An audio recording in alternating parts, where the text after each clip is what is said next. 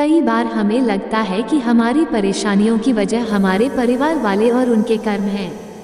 क्या दूसरे के कर्मों का फल भी हमें भुगतना पड़ता है? यहाँ गुरु इसी की चर्चा कर रहे हैं।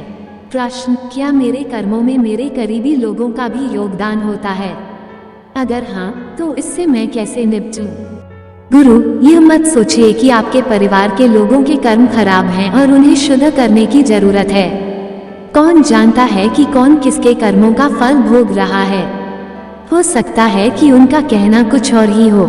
सब्सक्राइब। अगर आपको लगता है कि आपके परिवार में खराबी है तो हो सकता है कि वे ऐसे हो गए हों, मगर जरूरी नहीं है कि वे आगे भी ऐसे ही रहें।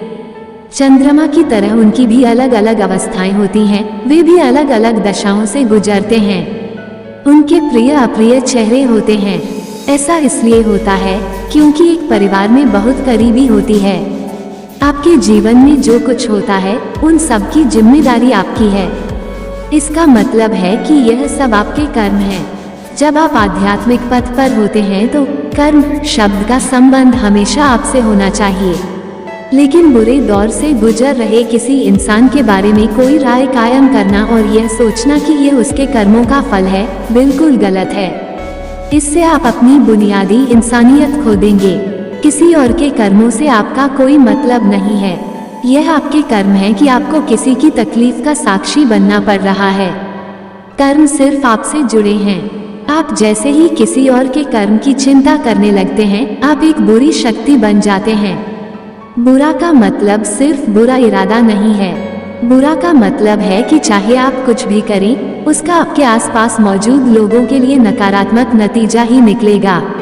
जैसे ही आप किसी और के कर्म के बारे में सोचने लगते हैं, आप उसी दिशा में आगे बढ़ने लगते हैं।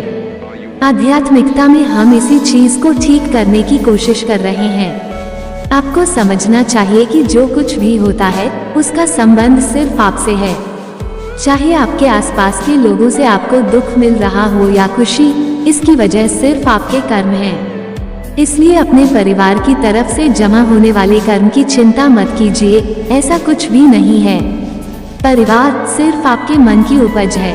कौन आपके परिवार का हिस्सा है और कौन नहीं, कौन आपको प्रिय है, कौन नहीं, ये सब सिर्फ आपके मन में पैदा होता है। अगर आपके पास यह मन नहीं होता तो आपके पास परिवार जैसी कोई चीज ही नहीं होती।